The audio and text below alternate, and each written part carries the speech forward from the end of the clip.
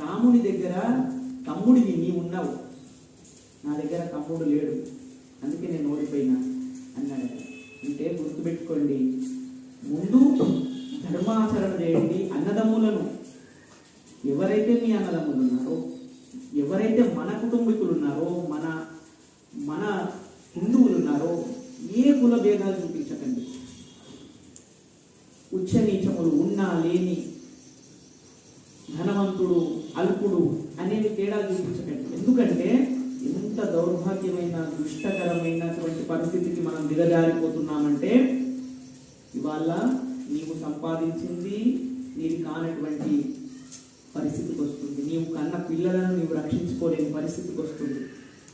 నీవు ఏదైతే నాది, నాకు ఇది ఉంటే నేను బాగుంటాను అనుకుంటున్నావో అవన్నీ నీ నుంచి దూరం అయ్యేటటువంటి పరిస్థితి రాబోతుంది. బంగ్లాదేశ్ కాబోతుంది ఇక్కడ.